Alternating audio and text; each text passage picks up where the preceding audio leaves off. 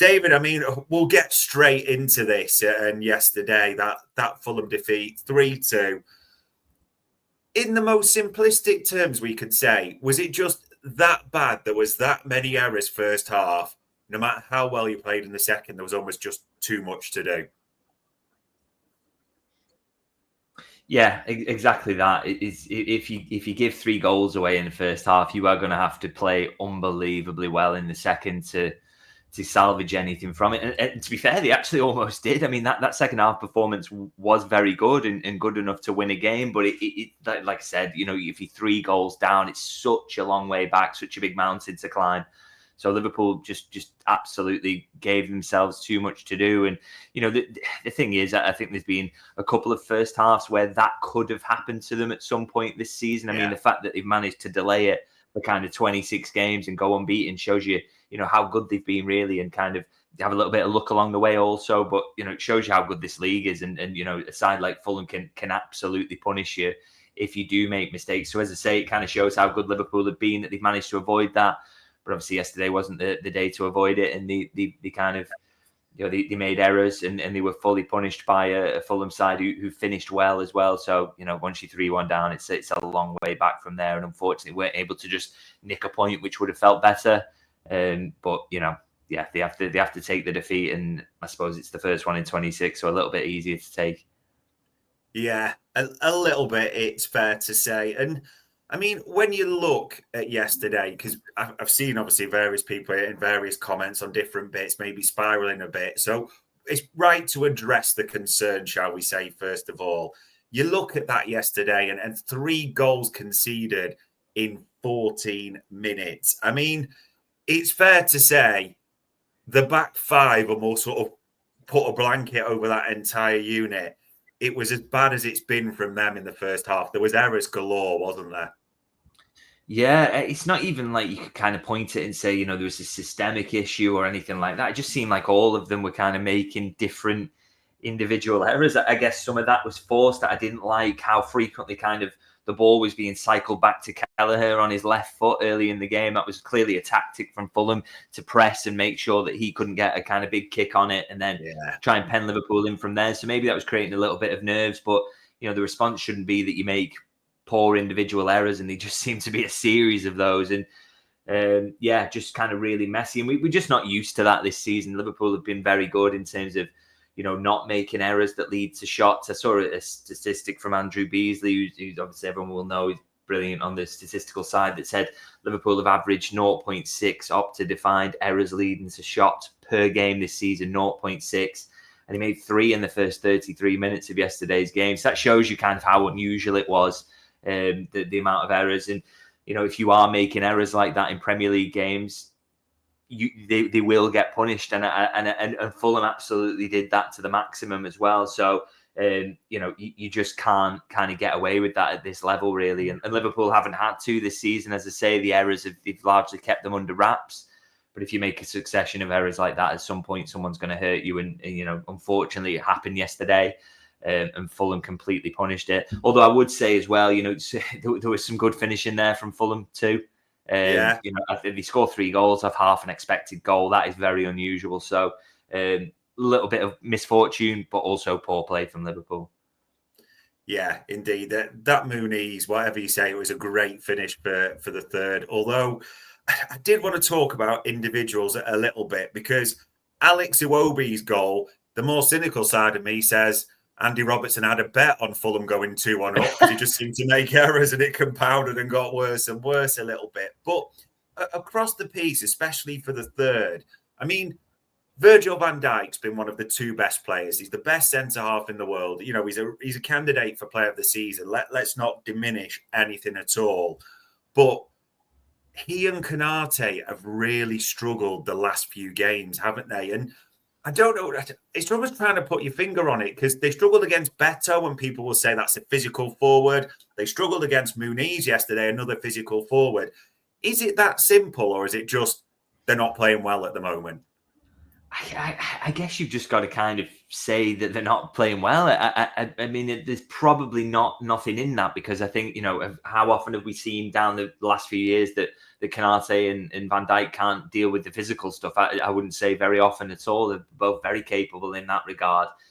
But they've just had a couple of bad games. I mean, I've seen some of the reactions to it, some of the criticism of Van Dijk, and you're kind of like, well, he is human. At some point, he's going to kind of have a game where it doesn't work for him. Similarly, I think Canate maybe hasn't, since he's come back from his injury, not been that top level he was beforehand. But again, he's a human being. These things happen.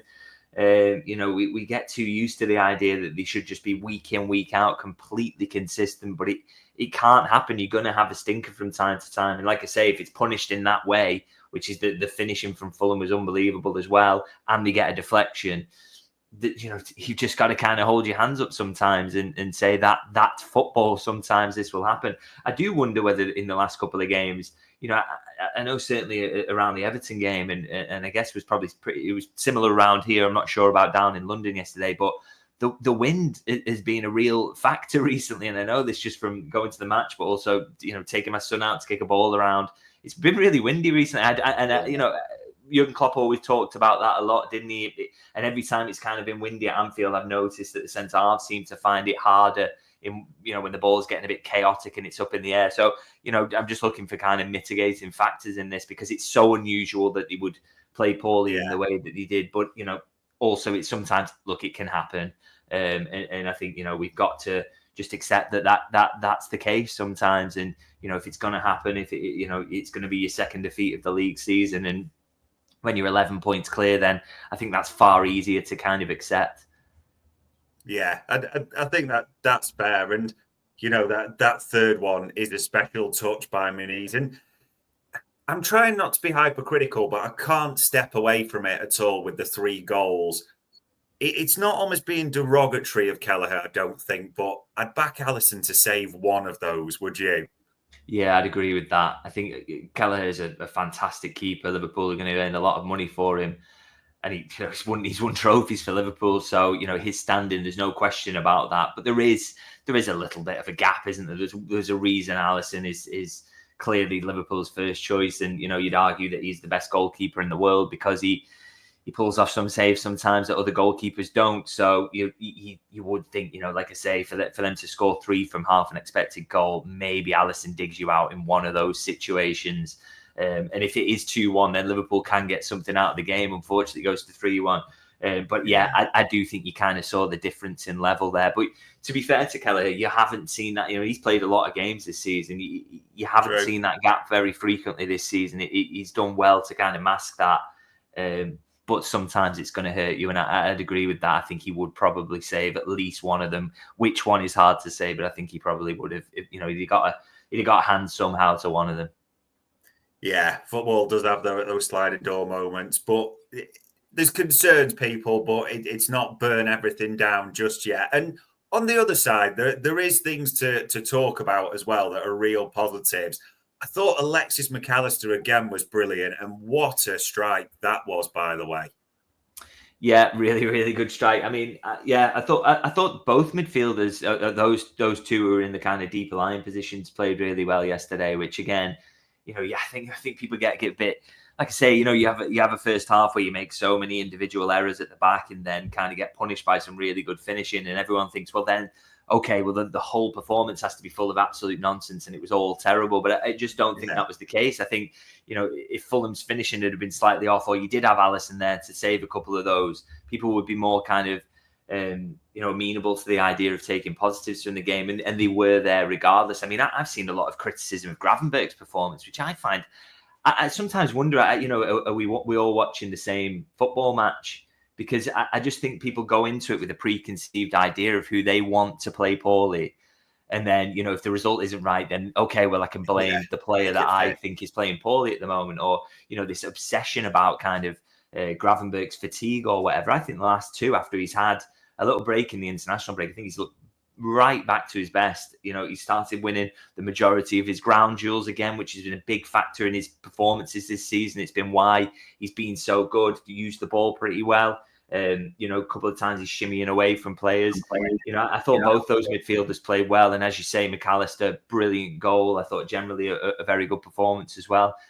So there were positives there, definitely. And I thought the midfielders were absolutely part of that.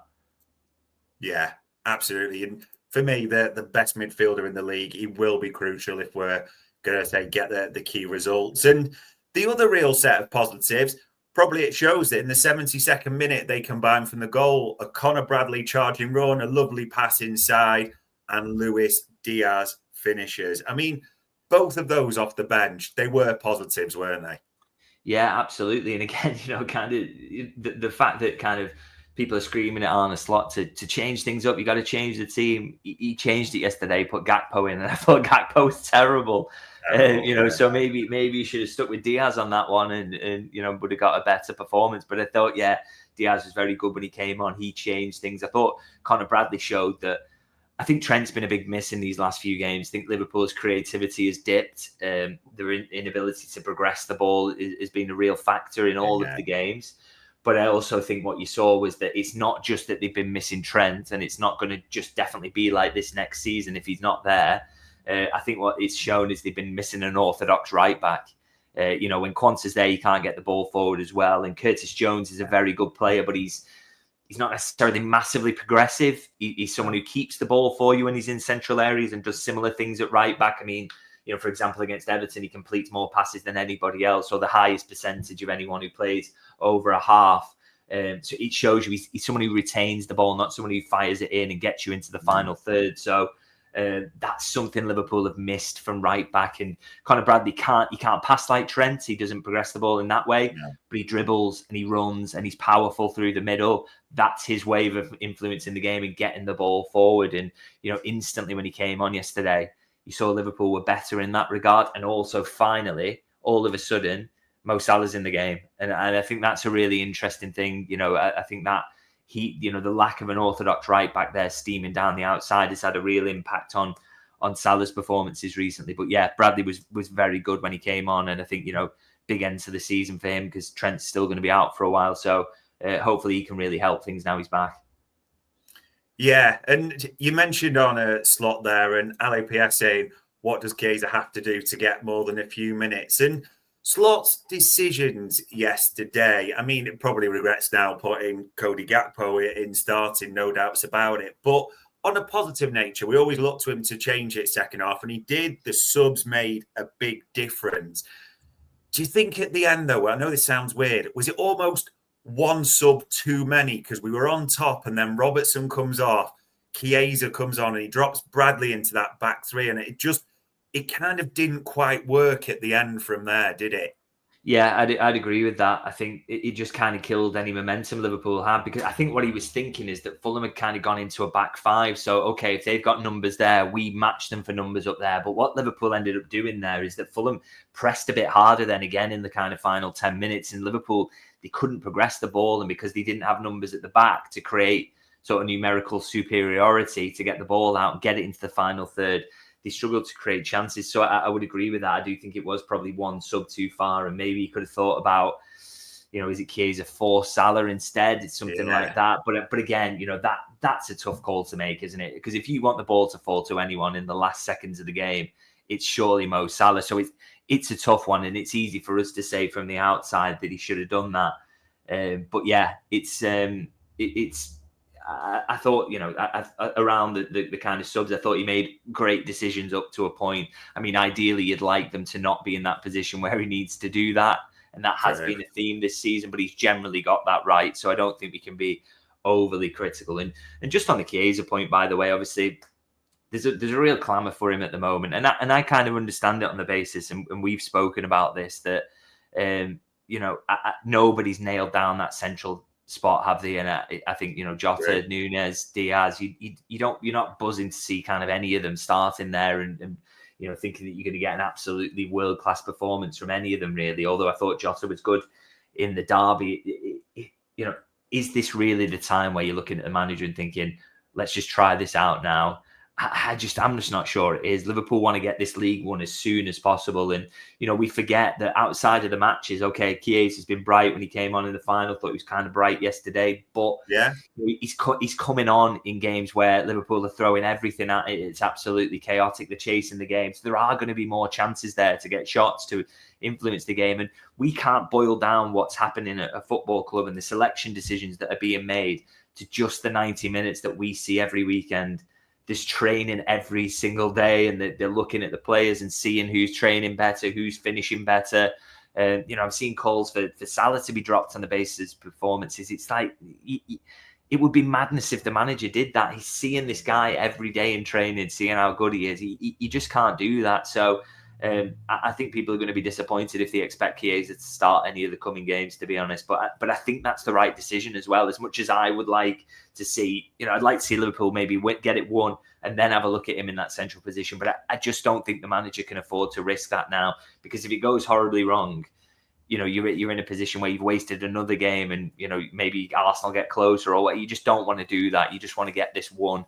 And the team that's won so many games up to this point of the season is probably the one he's going to stick with. Yeah, it is hard to see too much rotation. I mean, you mentioned Chiesa there. It was a half chance, I think he would say, like the half volley, he controlled it well. But even yesterday, and I know football's always about sliding door moments, and it's easy to go shoulda, woulda, coulda. But at the same time, Jota has a great chance second half, doesn't he? When Salah slips him in one-on-one, Mo should really bury that cross from Diaz. Elliott, I do think he should have scored it. It's, if anyone had to put him or Salah in that position, almost tries to put too much on it. Chiesa, the half chance as well. There were chances galore, weren't they? It could have been a different script second half. This is it. I mean, if Liverpool had finished as Fulham did, in terms of just banging everything into the back of the net, then, they get something out of the game. So, like I say, there's the real negatives there in terms of the errors at the back and the issues that Liverpool were having there. But also, this is a game they could have quite easily won. Never if Fulham finished slightly less brilliantly, if Liverpool put the great chances that they had away, and they were good chances, a lot of them, they could have got something. They could have got something anyway. It could have easily finished 3-3, couldn't it? So yeah, it's just one of those. That's football, isn't it? I mean, you go 26 games in the league and not falling on the wrong side of these margins.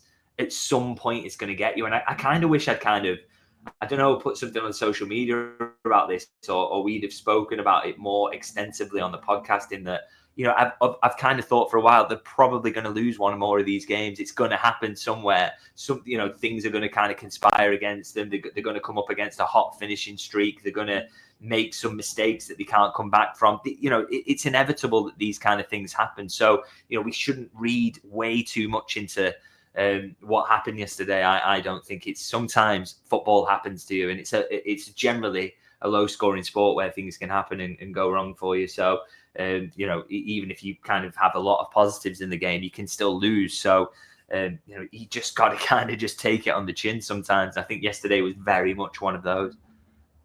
Yeah, indeed. And talking about extreme reaction, I can see people in the chat panel questioning slot and all different types of things. Like, honestly, it's Monday morning. It's early, people. We're going to win the league. Let's just have a bit of perspective on this. And ultimately, I mean, I've got it up on the screen there.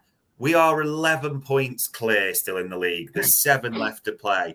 You would literally, most of the time, for a lot of people, would almost handpick West Ham as one of the 5 you'd want to play at home in the next game as well. Into that, David, I mean, with all those factors and 1 game a week, that might actually suit a little bit now going forward, might it? Yeah, that's it. I mean, you've seen, I think, a recovery from Gravenberch in terms of he's the only one I would assign any fatigue to this season. I think that's kind of just to quickly touch on that. I think that's an unbelievable narrative that people are seizing on. Every poor result or poor performance, it's fatigue. These players are tired, and yet they kind of look at Arsenal getting the points tallies they have in the last couple of seasons with effectively putting out the same 11 and think, well, that's been a real positive for them. That's the reason they're able to do it. They've been so lucky with injuries. And then Liverpool have a season like that, and it's like everybody's knackered. It's impossible for the players to get through this workload, even though many of them have season upon season. And by the way, I think there's this idea that kind of, Jurgen Klopp rotated loads. He wasn't picking Bobby Clark and Joe Gomez in midfield at Nottingham Forest last season on the basis that he wanted to. He didn't rotate that much. When he had a fit 11 and it wasn't enough really that happened to him, he generally picked the same team. So this is not anything new, and this is not a fatigued team. Sometimes results can happen to you that you don't want to happen, but it doesn't have to always be fatigue. So, I want to kind of shut that down. Equally, I think, not having midweek weekend, particularly when you're playing against sides who aren't playing midweek a lot of the time. So, say Liverpool had Champions League in the build-up to playing West Ham, that would have been more difficult for them because West Ham wouldn't have had that commitment. So it does level the playing field in terms of that, and that is handy. And so that should make things a little bit easier in the running. Also gives them time to do more kind of tactical preparation, work things on the training ground, work on ideas, maybe come up with some set pieces so they might actually start scoring those. That would be nice. So, it can be really, really useful. Yeah, I am. I'm struggling with the whole it's fatigue. It does feel like the go-to at the moment. As soon as it goes wrong, the fatigue, and I'm not saying there's zero merit in that. I think we've discussed it. A bit more rotation of arrest of Gravenberch would be useful. I do wonder a little bit, like you said, about Konate at the moment, especially when he did that silly pirouette and nearly cost us a goal. He just looks a bit of a shadow of himself, whatever that is. That comes into my mind as well. But sorry, go on, sorry. But I've got to say this. If we were that fatigued, how come from about the 56th minute till the 75th, 76th with the final stop, was it all us? I think we made 8 chances, someone said, in that time. And probably the one thing, I know football's that sliding doors, but probably Slot wouldn't quite make that final change or make a different one because there was a 22, 25-minute period. It was all us. We were running harder. We were winning everything. It's like we finally turned up. If you are fatigued and tired, how are you doing that? Absolutely bang on, Dave. It's spot on, really. I mean, that's it. Liverpool got stronger in the game. They got much stronger in the game. So that's not the efforts of a fatigued side. And you can talk about, they brought the substitutes on, blah, blah, blah. But, only so many. It's not like, Gravenberch was still there, the one who everyone's obsessed with being tired, and Van Dijk was there, and he's played a lot of games. And, there were a lot of players on that pitch who, in theory, should be fatigued, but got stronger as the game wore on. So I don't understand this obsession with it. It's become it's just a nonsense theory, really. And I think if you spoke to anyone who was in and around the club about this, that it's just being massively, massively overplayed. And, it fatigues the go-to. Okay, so why did they lose to Nottingham Forest early in the season? Was that fatigue? Were they tired then in the third, fourth game of the season? Was it? Yeah. It's just the go-to every time now. Whereas because nobody can conceive that players can sometimes have dips in form or issues or just not play well, or the opposition can finish every chance, or football happens. And the fact that Liverpool have avoided it for so long does not mean now when things start to, when they can't avoid it, that it has to be fatigue now. I just think it's absolute nonsense. I think, do you know what I think primarily drives it is that if people can say it's fatigue, they can say, well, the squad isn't big enough, or they need to sign more players. I'm telling you now, the squad will not be any bigger next season. It won't be bigger. It will be one in, one out. So if this is fatigue, then they're going to have fatigue next season as well. I just think people aren't used to the idea that, players can just play poorly. Players can have little bits of off form. Konate can be out of form. It can happen. Mo Salah can struggle because he doesn't have Trent firing the ball every 3 minutes or whatever. Football happens. It's not always fatigue. This mad obsession with it is just an attempt, I think, and this is 99% of football analysis, and I include my own in this, by the way, is trying to apply what limited knowledge we have of what's going on to an outcome that we can't control at all. So Liverpool lose, it's got to be fatigue, because this is a pet theory that I've got in my head. I just think it's absolute nonsense, to be honest. Well, it looks like we've not won over the chat panel on the fatigue talk, but thank you for listening to our TED talk on non-fatigue there. But it is what it is, a 3-2 defeat. We move on to the next one. And